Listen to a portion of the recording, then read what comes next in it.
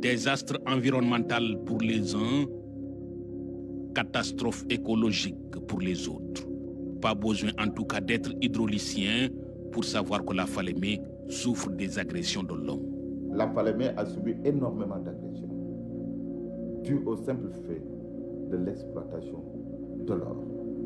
Le fait d'exploiter un filon aurifère demande de très fortes quantités d'eau, de très fortes quantités d'eau. Et cette eau est puisée sur le fleuve.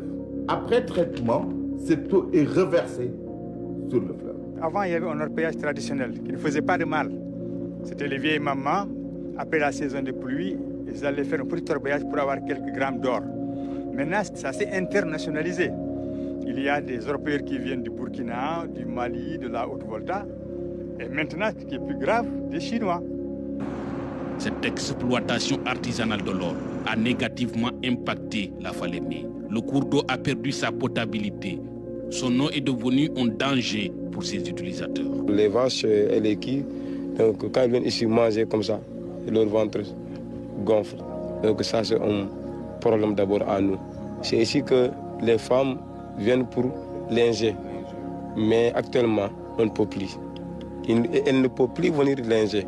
On ne peut plus utiliser l'eau là. L'orpaillage, qui a pendant longtemps été une économie de subsistance, est devenu aujourd'hui la principale activité de la plupart des populations riveraines de la Falémé, que ce soit du côté malien ou du côté sénégalais.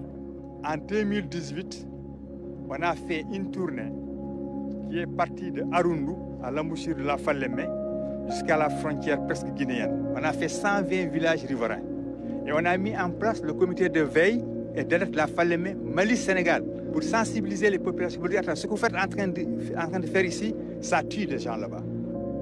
Les populations ont été obligées soit de se reverser eux aussi dans l'exploitation artisanale de l'or ou bien d'aller vers d'autres cieux pour exploiter d'autres perspectives. Dégradation de la végétation, des sols, de l'écosystème, disparition du tapis herbacé. Certaines conséquences de cette pollution sont aujourd'hui irréversibles. À Kolia, Sahen Soutou, Moussala ou Kenyeba, partout le stress hydrique s'installe chez les populations. S'ils veulent toujours sauver la Falémé, qu'ils essayent, mais moi je ne suis plus optimiste, car ce fleuve n'a plus d'hippopotame, pas de crocodile, ni de poissons. Il n'y a plus de faune, il n'y a plus de flore dans le fleuve. L'agriculture n'est plus possible parce que cette eau n'est plus propre à cet effet.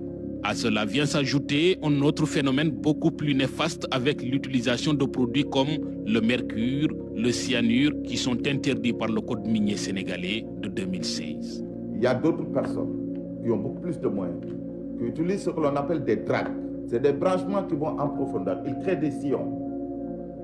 Ils récupèrent la matière, font le traitement sur place, reversent encore les produits chimiques utilisés dans le fleuve. Pour trouver des solutions à cette situation, à Kidira par exemple, les populations ont mis en place un collectif de veille et de surveillance de la Falémé qui aujourd'hui pense qu'il faut sensibiliser, surveiller, mais surtout réprimer. Le collectif il est né en 2018 parce qu'il y a un petit groupe de pêcheurs et de bonne volonté qui ont vu la situation du fleuve, la coloration qui a complètement changé. Ils se sont dit, il faut qu'on se lève pour arrêter cette situation-là. Il y a eu, si je me rappelle bien, 38 ou 40 villages riverains qui se sont réunis pour surveiller et alerter tout ce qui se passe au niveau du fleuve, notamment au niveau de la pollution due par l'orpaillage. Conscient de la situation, l'État du Sénégal a envoyé en février 2023 une mission d'évaluation à Kidira. L'objectif, constater de visu la situation sur le terrain pour trouver des solutions. Évidemment, il y a des formes de pollution qu'on ne peut pas déterminer à l'œil nu. Donc nous sommes venus avec un laboratoire mobile qui permet de faire des échantillonnages. Et ces échantillonnages-là vont être analysés à Dakar pour déterminer la nature de la pollution et éventuellement faire des recommandations qui pourront entrer dans la solution globale que les autorités pourraient prendre. Selon les résultats d'un échantillon analysé par la BBC, publié en avril 2023, la concentration en mercure dans la Falémé serait plus de 2 fois supérieure à la norme sénégalaise. C'est une volonté de l'État de résoudre définitivement ce problème-là. Nous avons créé une direction chargée donc de l'exploitation des mines artisanales et à petite échelle, des MAP. Nous allons regarder, voir en relation avec l'OMS, la politique qu'il faut mener rapidement. Il y a beaucoup d'or qui produit aussi. Il faut réfléchir à nouveau sur leur péage, comment les aider. Il faut une action concertée, n'est-ce pas, au niveau des différents États qui se partagent ce cours d'eau, qui se partagent cet écosystème pour trouver des solutions durables à la pollution de la Falémé. La Falémé est un fleuve qui a un statut international. Sa gestion dépend de l'OMVS, l'Organisation pour la mise en valeur du fleuve Sénégal, qui a eu également à envoyer plusieurs missions pour constater cette situation. Très franchement, c'est préoccupant. L'action de l'homme, devrais-je dire, est en train de tuer le fleuve. Il faut que les gens qui sont ici, qui polluent le fleuve, qui le mettent en danger, et c'est un petit mot, sachent qu'ils sont en train de compromettre la vie.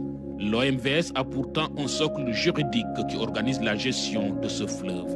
L'article 13 de la Charte des chefs d'État et de gouvernement stipule que les États membres ont l'obligation de mettre en place des dispositions de prévention, de maîtrise d'événements pouvant résulter de causes naturelles ou d'activités humaines dommageables à l'environnement du fleuve, à la santé ou à la sécurité de l'homme. Aujourd'hui, chacun doit être en face de ses responsabilités. Les États pris individuellement, mais l'organisation collectivement. Donc concrètement, comme je vous l'ai dit, il faut sensibiliser. Parce que vous savez, la répression de mon point de vue ne doit venir qu'en dernier ressort. La Falémé, c'est 25% des eaux du fleuve Sénégal. Avec cette situation, c'est l'un des projets phares de l'OMVS, notamment le barrage de Gourbassi que l'organisation prévoit de construire sur ce cours d'eau qui est aujourd'hui compromis. Sa réalisation devrait augmenter la disponibilité de l'eau dans des agglomérations comme Dakar et Nouakchott.